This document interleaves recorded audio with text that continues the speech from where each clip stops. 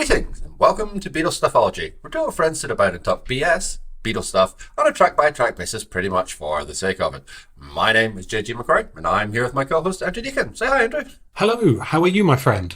I am doing very well, my friend. How are you doing? I feel all right. It makes me feel all right. All right is a good start, as we are going to have to tackle one of the big ones. It's another brush against the iconic, I suppose, even though I hate that word, which means we're going to be covering Can't Buy Me Love this episode. But before we do that, we have to briefly segue into this is as smooth as this change is ever going to get, folks. We have to smoothly segue into our familiar section, which is you can really get a hold of us. So if anybody out there wants to get in touch, our email address is BeatlesStuffology@gmail.com. We are on Twitter. It says here at Beatles_ology. And you can find my blog at www.jgmcquarrie.scot. And you can read some of Andrew's writing at www.stuffology.co.uk. So get in touch with us. It would be nice to hear from our vast legion of fans out there. Please. Please. At the moment, I'm trying to focus the blog on things that are Beatles related and Beatles adjacent, which meant going into a weird comparison to Aztec Camera on the last blog. But I thought it worked, actually. And it was nice to delve into, the back catalogue of Roddy Frame, who kind of, has those sort of elements of virtuosity that we might attribute to the likes. I'm not comparing him, saying he's on the same level, but some elements of that virtuosity that Mr. J.P. McCartney exhibits on this track. There you go, for a link back to the topic. Fantastic. Well, thank you very much for that. Now, you see, that's how you do a segue. I just sort of did a crash zoom. But anyway, okay, fabulous. Let's talk about Can't Buy Me Love then. So, yeah, it's one of the big ones. It's one of those kind of unavoidably totemic tracks. It sits right at the end of side one of A Hard Day's Night, the album. What do you reckon? Well, should we deal with the things that everybody already knows? I think we should. Let's get them out of the way. Yeah, the about buying love does not relate to a financial transaction. Boring. That McCartney did later say that it should have really have been "Can Buy Me Love." It's sort of got that kind of bluesy element to it. The chorus at the start was a late addition. Another one of George Martin's great ideas. Ooh, I think it needs something at the start. Let's put something chorus-like. What else is there that we could mention that everybody knows? Recorded in Paris. Technically the only Beatles song recorded outside of the UK, except The Inner Light. There must be other obvious things about it. Oh yeah, that's right. It established lots of chart records in America. We mustn't forget to mention that. Yeah, that's true. That's true. Because am I right in thinking that this was the number one when they had the whole of the top five? Yes, yeah. You are correct. So so there's that element, but there's tons of interesting things. Some of which is related to those obvious things that it's certainly worth exploring. It's it's a classic, isn't it? But so is Nights in White Satin. It doesn't mean I have to like it. I can appreciate Nights in White Satin is terrible, so that's fair enough. But it's a classic. All right, Dark Side of the Moon is a classic. Doesn't mean I have to like it, and it's childlike lyrics. However, we wanted people to get in touch. I'm perhaps going too far the other way in trying to get people to get in touch. Look, it's one of those things. It gives me a similar emotional reaction to some of those other big Beatles songs. So I talked about this on A Hard Day's Night in relation to some of those other big Lennon singles. But I was sort of thinking that this gives me a similar reaction to Paperback Writer. So the link there to McCartney. I know it's a good song. I know it's got good elements. It just doesn't work for me. Whereas on Paperback Writer, there's something about those harmonies that annoy me. Here, it's that introduction at the start, and it's also the fact that we've got Paul McCartney's screechy voice.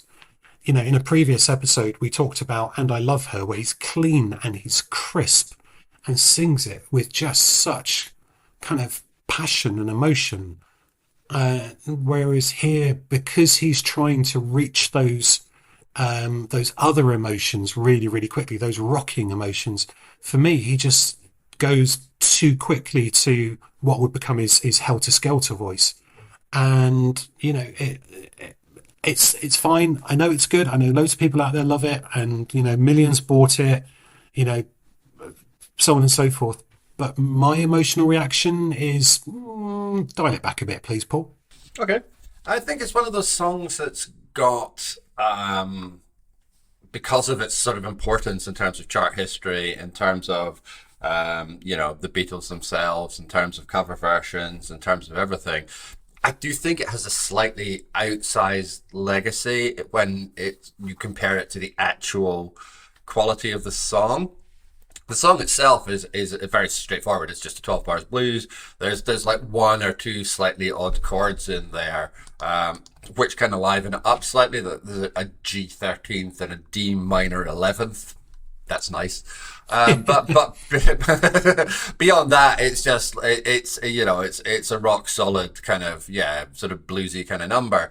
The lyrics are sufficient. I don't think I would go much further than that, but they're perfectly cromulent for what the song needs. So it's not a massively in-depth kind of thing. Oh yeah, well, money can't buy you the thing you really want in life. It's not really rocket science stuff.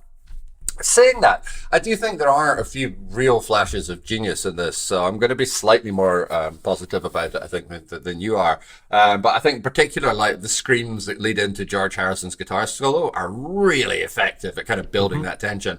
And I think George knocks it out the park. I think it's a fantastic guitar solo that actually really drives the energy of the song rather than it's just kind of, because bless his little cotton socks, there have been a few solos we've come across which have scraped up against perfunctory, but here there seems to be a real energy to what he's doing. It's really powering the song along. I don't know if that's because it was fresh and so everything was just sharp and everything was done very quickly. Whatever the reason though, it works incredibly well. And having that extra element, having George really like pull it out of the bag when they needed it, I think really does help to elevate the quality of the single. So can we delve into the realms of speculation? Oh, by the way, I think we can. I've remembered the other thing that everybody knows, blah blah blah, and that's the lack of harmonies on this song. Right. Oh yes, of course. But that's something we'll touch on. Okay, so I agree with you. I think George's solo is fantastic, and much like his solo in "And I Love Her," it just seems to elevate what's going on around it. Well, okay, so obviously after a couple of years, he's developing his craft. Clearly, I think one of the reasons perhaps why some of the solos up till now haven't been much cop is purely because if they're writing songs and recording them in a short space of time, then he's got no time to really perfect something. Well, it's possible, here's the speculation, that here he has the time. So it's originally recorded in Paris, 29th of January, 1964. So they do 4 takes at the end of the session where they're recording the songs for the German market. The song is finished on the 25th of Feb. And in between the end of January and the 25th of February, such a lot happens to them.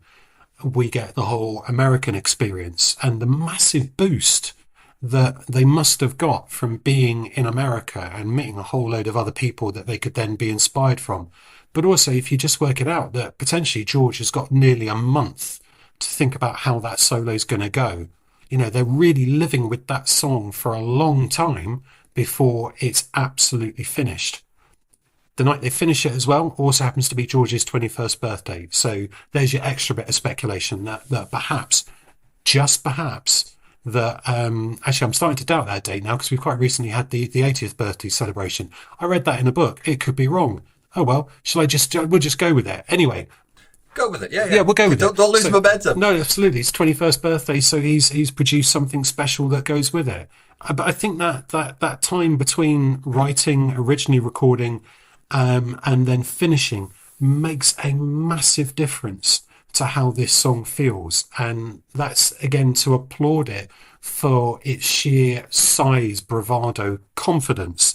Even if, caveat, it's a size, bravado, confidence that I'm not really a massive fan of. Yeah, I think confidence is the word, and I think you're definitely onto something, because of course the thing that people always observe about "Can't Buy Me Love" is the speed with which it was written.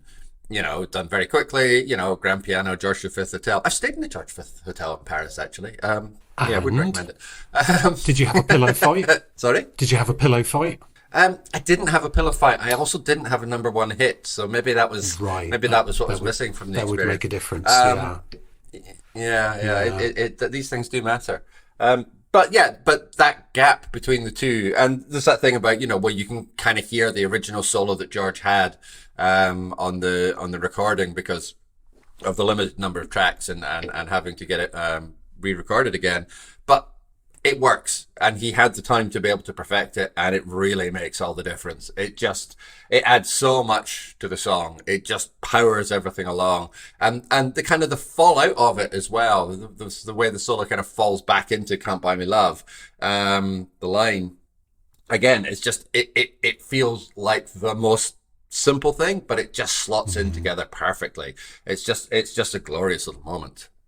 Yeah, and it'll be interesting as we go through the next couple of albums, just to see how much his confidence develops, how much he expands as a player, because there's no doubt that he's good at this point, and by contemporary standards, he's obviously very good. He's very good for these enormously talented musicians to put their faith in and say, okay, you're the lead guitarist, even though, as we know, some of the best Beatles guitar solos are done by Paul McCartney. It just so happens that, they've got possibly someone who's equally as good a guitar player playing bass. That's life. By the way, the one thing that I've been thinking for a long, long, long, long time, I don't think I've mentioned it before in this podcast, is after the Beatles, bearing in mind he didn't really want to be a bass player, why did McCartney carry on playing bass? Why didn't he just switch in live performances, for example, to playing guitar? Leave that one there, and we'll come back at another point.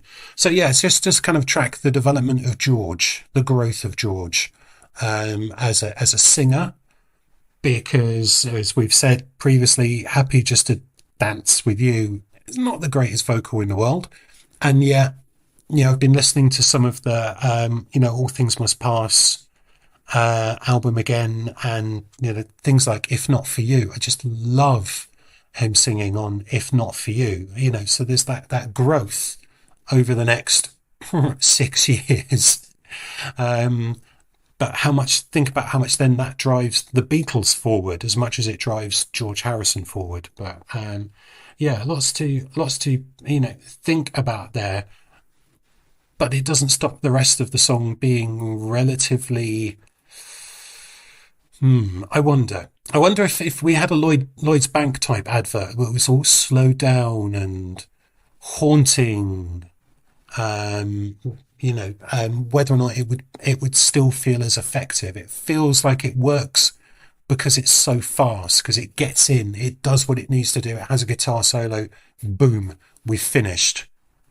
Don't know what you think about that. I mean, yeah, I think the whole thing about the song is that it's a rush. That's what it is. It's finding its energy from its space and momentum. And I think one of the things that the Ella Fitzgerald versions, which we're going to have to talk about at some point as well, so here we are talking about it, kind of shows, is that for all that the song can be kind of rearranged and kind of put into maybe different musical idioms, it loses a little in that translation. And I think a lot of that is due to the speed and the momentum and the enthusiasm with which the Beatles record it. Because, again, as we were saying earlier, this is a simple 12-bar blues. The lyrics aren't really all that, with kind of one exception maybe.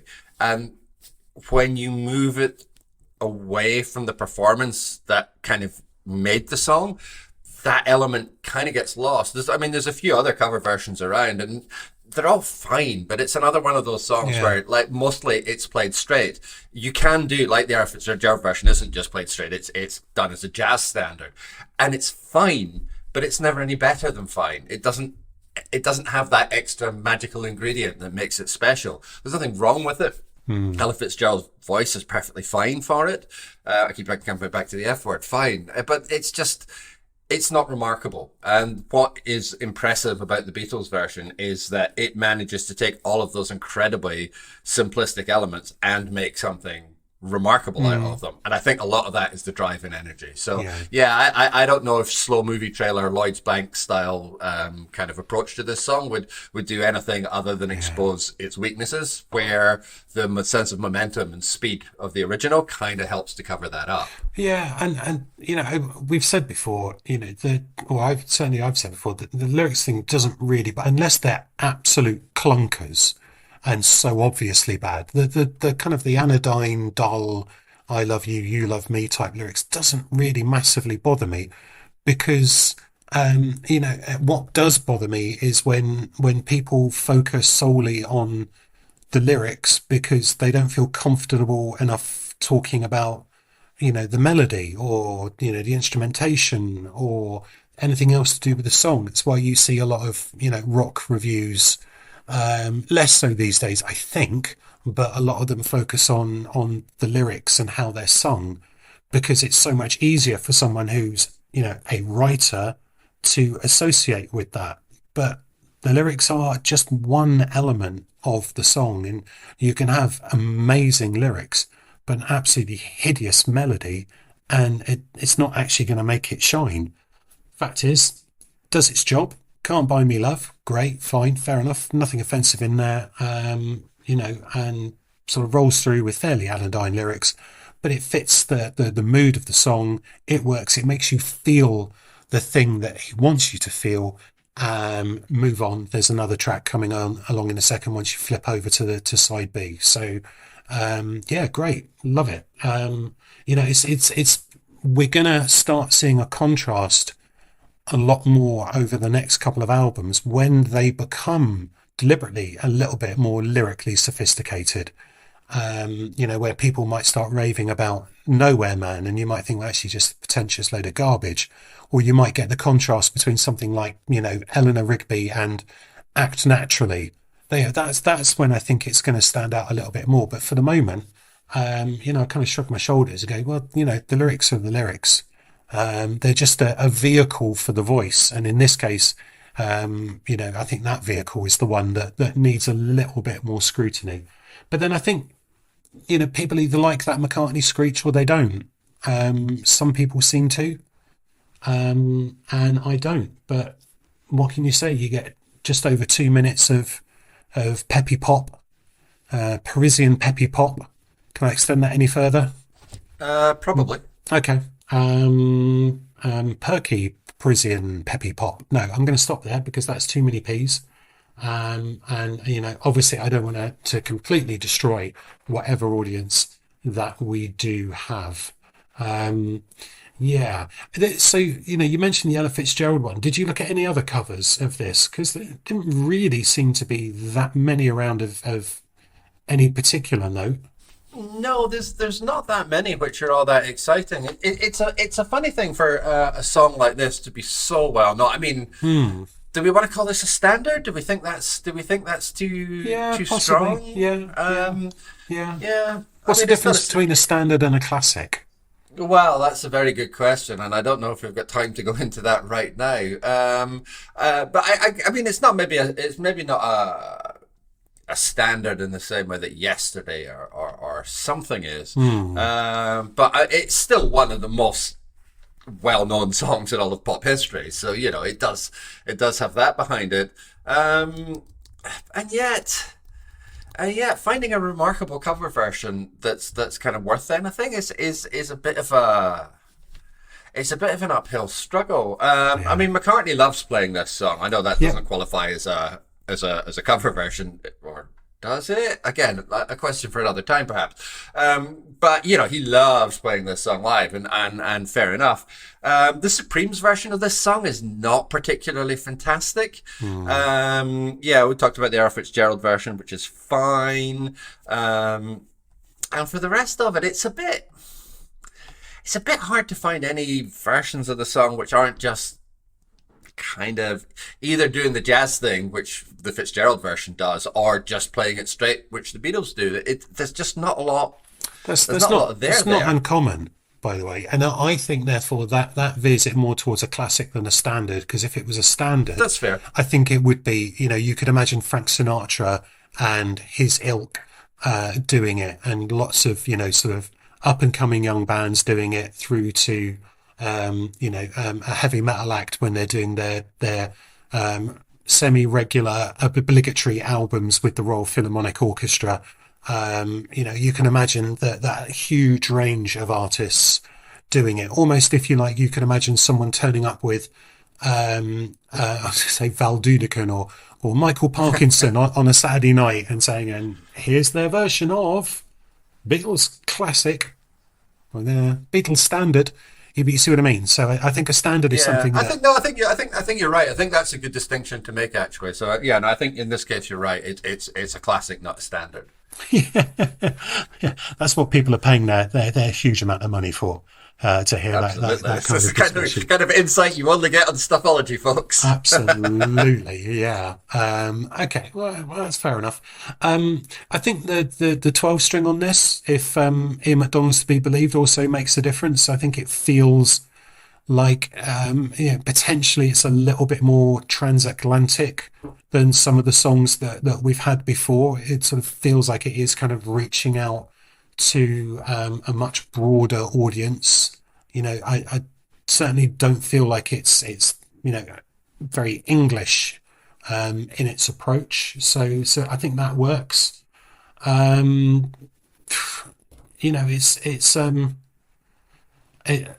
But I think maybe also we should get into the harmonies element, and the reason for starting with the harmonies is because there is a version on Anthology 1 which has backing vocals, and for want of a better expression, it is rotten. It is absolutely rotten. Now, Yep. of course, that's just an opinion, and certainly the people, because I did listen to it on the popular internet portal YouTube. And of course, if you go below the line, you will find some people who rave about it and say it's so much better than the original. Oh, it's fantastic. They should have released this. To which I say, you're deluded. It's just not. I mean, it feels so wrong. Although part of me thinks that if that was the version I'd heard and known, then if I'd heard on Anthology 1 a version with no backing vocals, I'd probably feel the same about that. So how much of that is familiarity, I don't know. But all I have to say is, like, sticking ooze at the back of this just feels like such a mistake. I think the anthology version is really interesting, and I mean that's the whole point of the anthology project. Sorry, can I just check? Are you doing air quotes interesting, or do you literally mean interesting? I literally mean interesting. I think it's interesting to hear the song, but please note that interesting is not a synonym for good. Thank you. Just wanted to clarify. Nope, that's absolutely fine. The floor is yours. Yeah, thank you. I think it's interesting to hear that version because it does. Often, I think when we approach the Beatles, we talk about the way that the recording process or the songwriting process is iterative. So they go through it again and again to improve something, they add something to it, go back, listen, go back, listen, go back, listen, etc. That iterative process is also something which extends across the entirety of their career. The jump from 63 to 70. Is in many ways an iterative step. Every step is another improvement, another development, another growth, and so on. What very rarely gets talked about is when they travel in the other direction, when something is improved by the removal of something. Mm-hmm. In this case, those backing vocals. I agree with you. I think the original version of the single is far, far superior. And I did try to listen to the anthology version quite a few times in order to try and get rid of that familiarity bias. Now, there's no possible way. I am now half a century old at this point, and there is no possible way I could listen to this song often enough that it's going to be able to match how often I've listened to the original. Of course not. But I think even given that kind of familiarity bias with the original, those backing vocals just don't really work. They're not adding anything. They're obviously just placeholders, but they're not adding anything to the song. It's not delivering any kind of emotional impact. It's not really driving any more energy. They're just there because, well, that's what the Beatles do. They put backing vocals on all their stuff, Yeah. and the song doesn't require it. So it's. I think it is genuinely interesting to see a song whereby it is being improved by removing something rather than by adding something. And I think that's a lot of the value of the anthology project, is that you get to have those insights into the way that a song develops that you wouldn't otherwise have. So no, I do genuinely think that the version on anthology is really interesting, just not better. Yeah, and it's interesting, if you like, that you clearly listened to it and then thought about it deeply in that way, whereas I listened to it and I thought, ooh, that's a bit crap, and then moved straight on to thinking about something else. Yeah, that's fair enough. I mean, thinking about it, in relation to that, isn't I think Bob Dylan's sort of semi-quote or something he said referred to in the Craig Brown book about talking about how the Beatles were basically all about the harmonies at this point. I think that was the only thing that he found interesting. Of course, then what we get is them hitting America big time without the harmony. So I think there's an element of irony in that.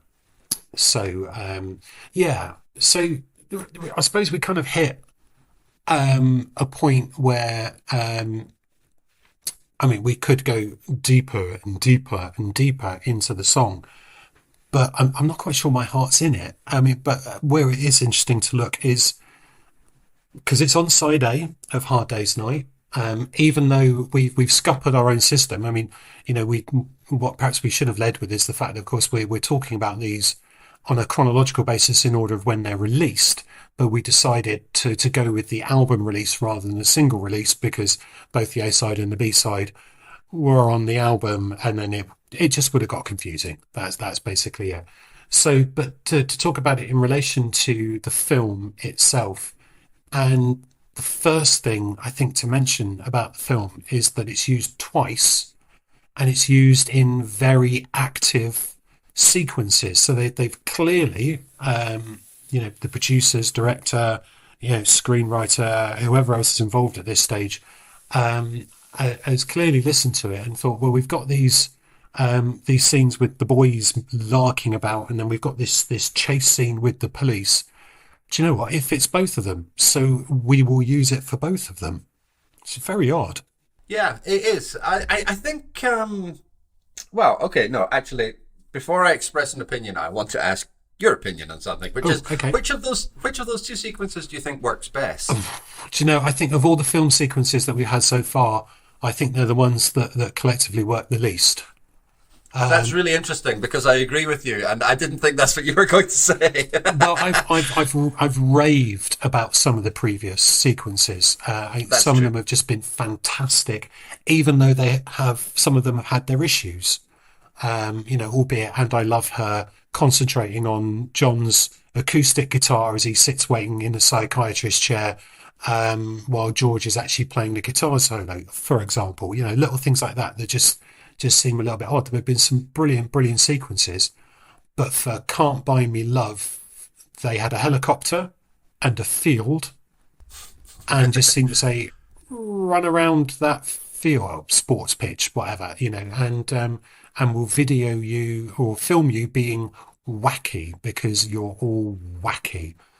And then the chase sequence to and from the police station, past the car thief who's, you know, breaking into the car and hiding, and then we've got the gag of him getting in the car and the policeman getting in the car and saying follow them, and you know, all of that sort of thing. And I just think, okay, well, I think for me the least sophisticated elements of the film. They are particularly the police chase one. You know, it's fun though it is. It's the thing that ties that film, I think, more to the 50s than the 60s. And considering how much these four lads moved us forward in terms of, away from the 50s and a 50s mentality into the 60s. I just think it's a little bit surprising. I suppose the only thing I can think of would be, does it have anything vaguely in common with some of the humor of, I mean, it's not really very goonish. I mean, I listened to a lot of the Goons when I was a teenager, and it just, I don't think the Goons did wacky. They did kind of surreal, odd, but not wacky. Yeah. So what's your beef with it then? I just don't think either sequence is very good. I don't think it, I realize that's not the most sophisticated analysis one could come up with, but I think it feels flatly uninventive in a way that most of the other sequences in the movie, certainly the music sequences in the movie, just don't. One of the problems, like you said, for the better known of the two, they've got a field and a helicopter. Yeah, they sure do, and they are not afraid to use it. But all that kind of larking around just never really seems to add up to anything. Yeah. It's kind of, I know it's too early, but it's that kind of Benny Hill-esque sort of, if we just speed up the footage a bit, it'll be funny. No. And it doesn't even have the good grace to have Yakety Sax, which is one of the finest pieces of music ever recorded, on the soundtrack. So I don't know, it looks kind of stale. It's interesting you say you think it makes it seem kind of 50s. I hadn't considered that, but you might be onto something there. And I guess those are the kind of sequences that you would have got more in those kind of maybe Cliff Richardy movies, or I don't know. Is there something that nicely dovetails into It's Trad Dad? I still haven't seen it yet.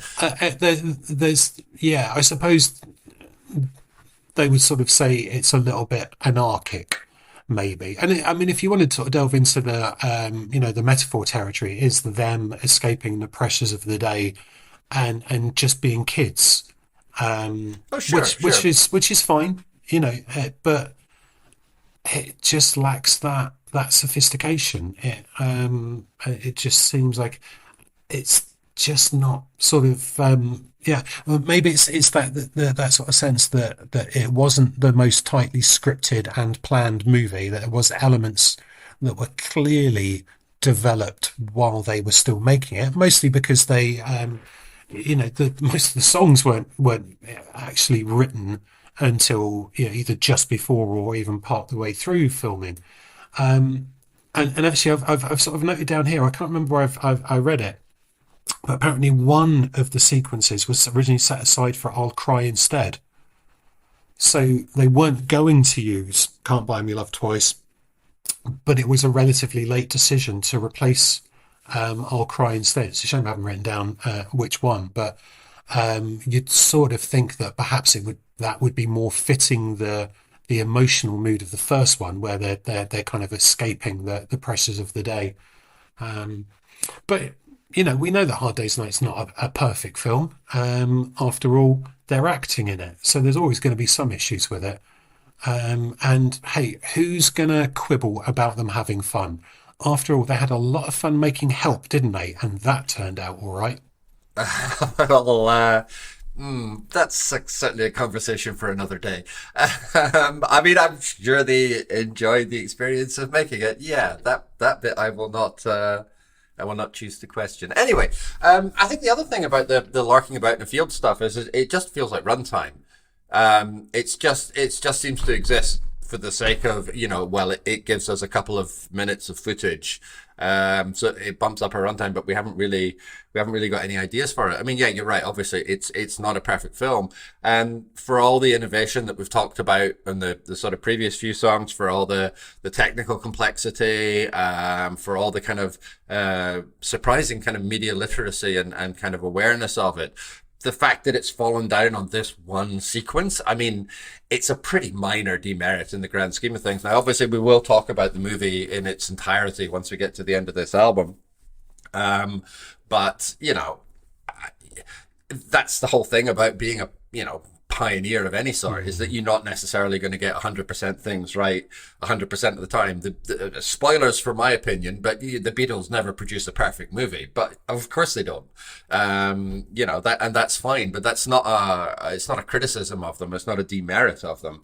It's just one of those things. And Hard Day's Night as a movie is so close to, I mean, I think it is the best of the ones that they make. Yellow Submarine's a bit different. It's hard to do a direct comparison, but we'll get there. But you know, for the rest of it, I think it's, you know, it's as good as you could possibly hope that it could be in 1963, 1964. And, you know, if one sequence just falls a bit flat, well, okay, it's this one, but you get to enjoy the song twice. So if you like the song, that's fine.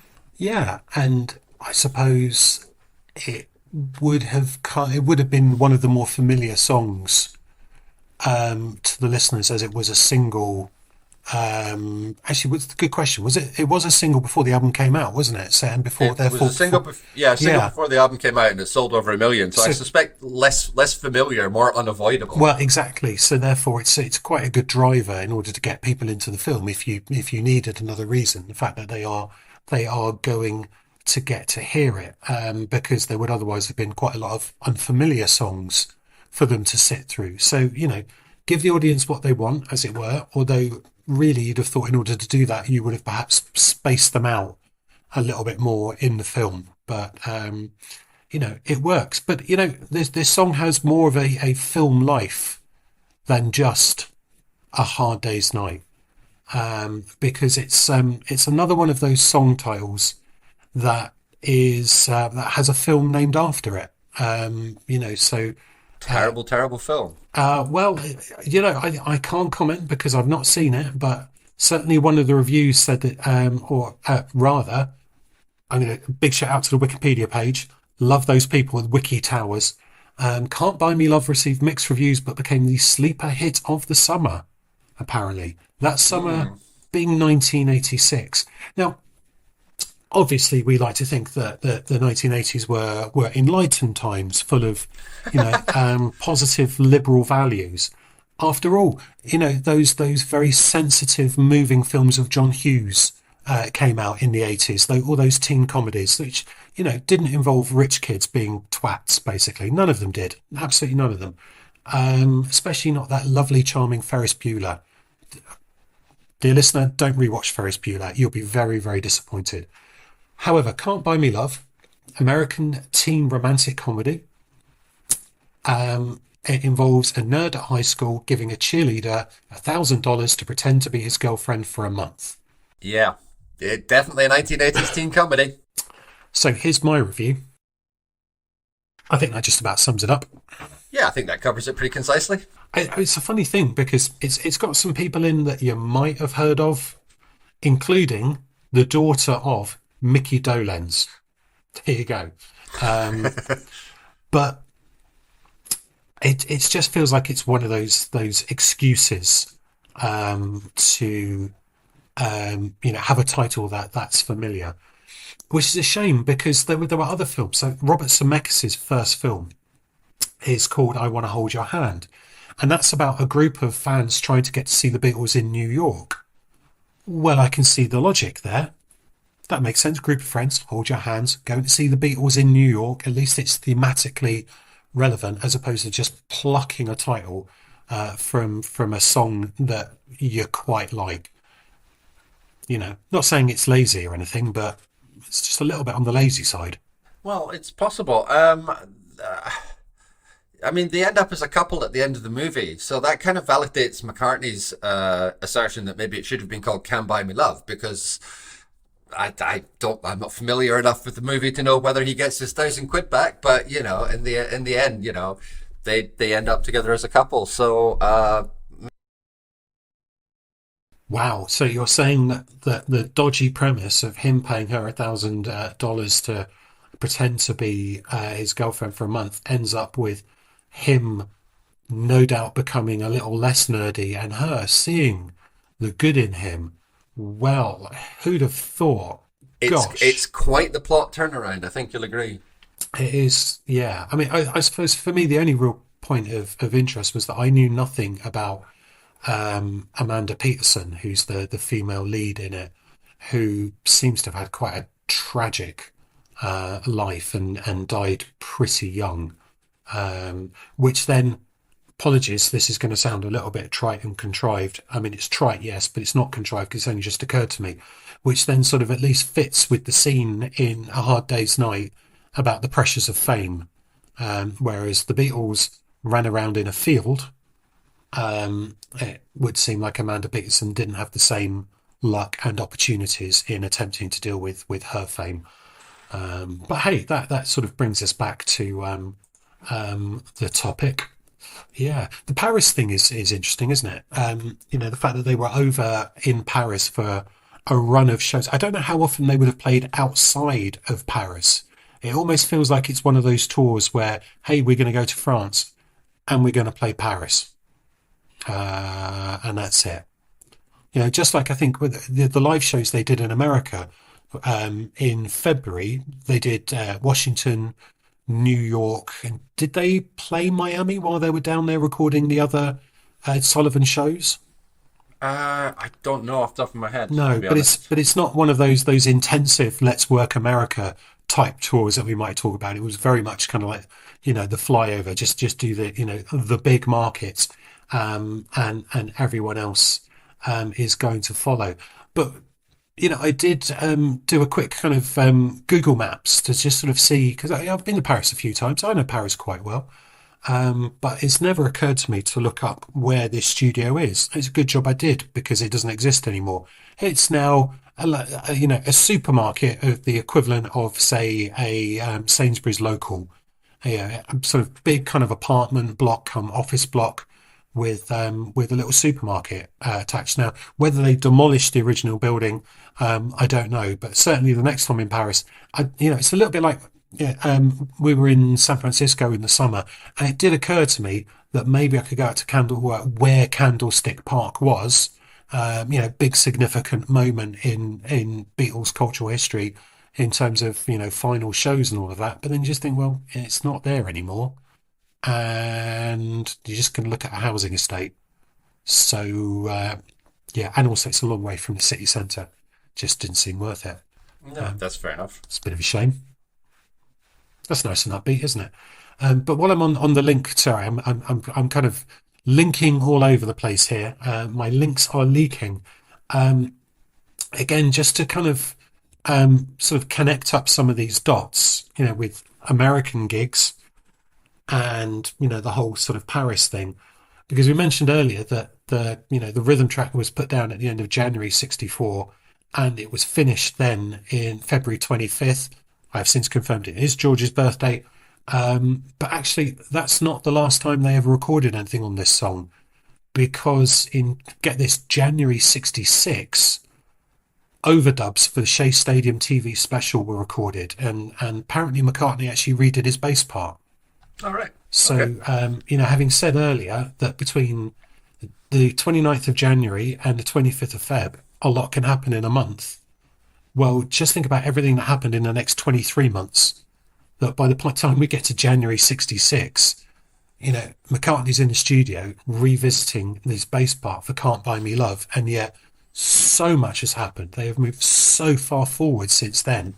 It must have felt very, very odd to be reliving something so old, man, so old, so of its time.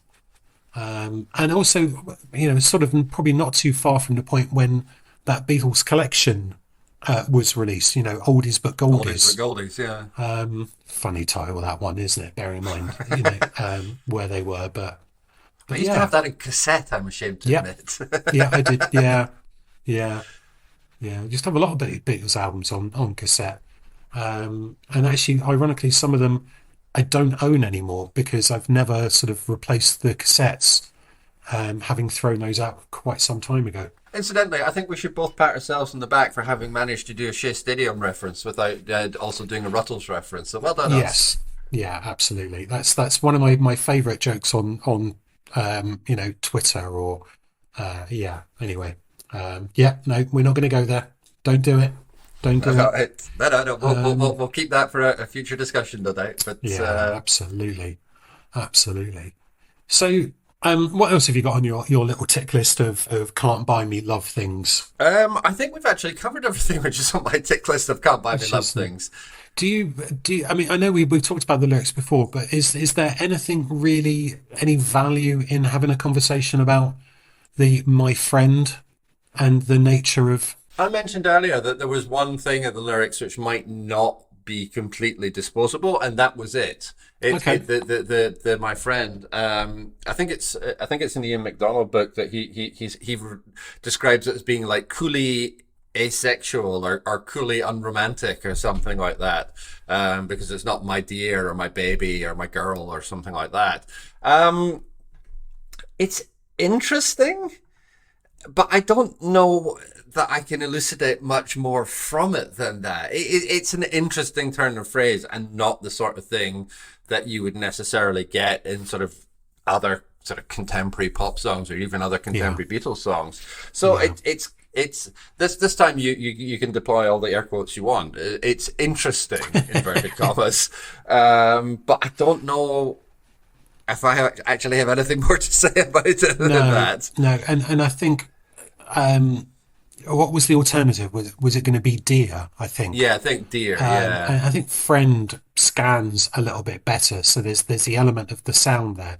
But this is where it's kind of difficult to get too deeply into it, except to say that Ian MacDonald didn't always know what he was talking about. Yeah, diamond ring, my friend. Well, you're my friend. I ain't buying you a diamond ring. But then if it makes you feel all right, so don't look too hard at the lyrics here. We know what he means. From my point of view, that's the key thing. We know what he means. We know what he's going for. And I think, if we get too picky with it, then we might as well be doing a podcast on Larkin. Well, let's keep that one in the back pocket for now, shall we? And we'll see where we go with that. Yeah. So it's a piece of fun. It is good. It's just I don't love it.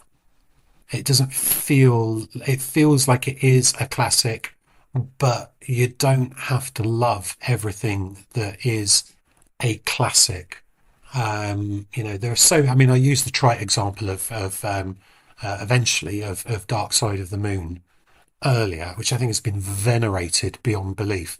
And I think that's the kind of thing where you can pick holes in the lyrics because Roger Waters clearly wants his lyrics to mean something. They are so deep, man. And actually they're not. But, if you sort of take, a piece of art, it's perfectly possible to, go to the gallery, look at a Picasso and think, well, everybody else likes it. I just don't get it.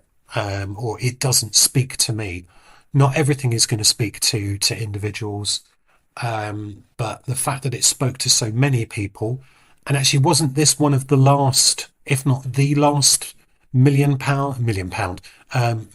seller of the Beatles singles, or maybe there's one or maybe two more to come.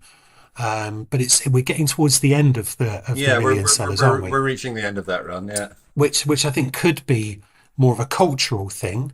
Maybe, but we can sort of cover that in time when we talk about other singles.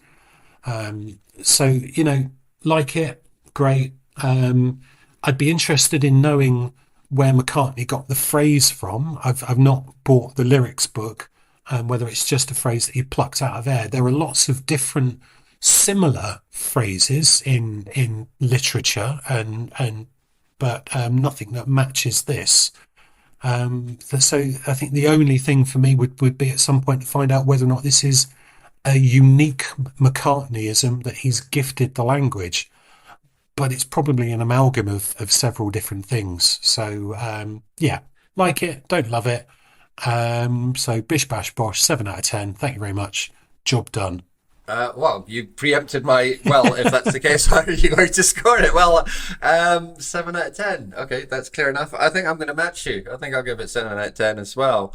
I think I feel a little bit more positive about it than you, but I don't feel that I can really give it much more than that. It's very good at what it does, but what it does, even at this point in the Beatles' career, is kind of straightforward. You know, we've had more sophisticated songs than this, even just on the Hard Days on a Hard Day's Night soundtrack.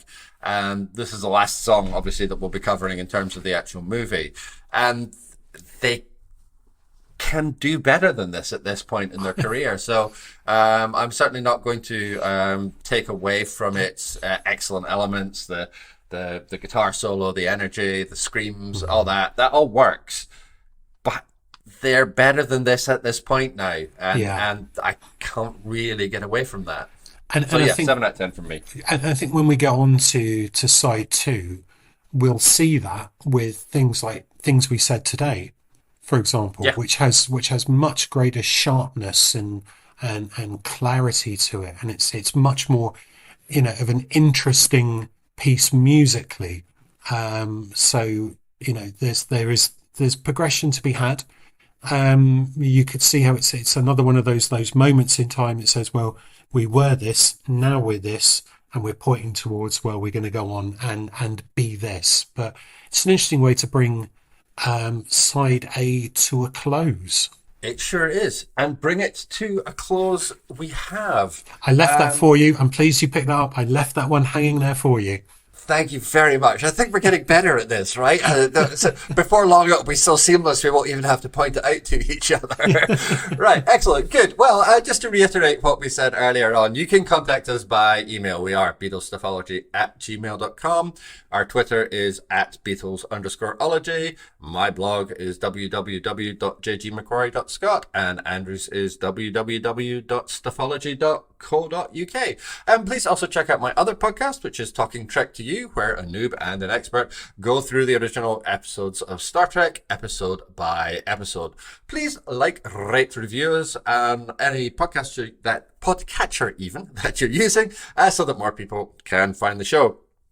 Next episode, it's time to flip the disc, and we will be discussing Anytime at All. But until then, keep listening.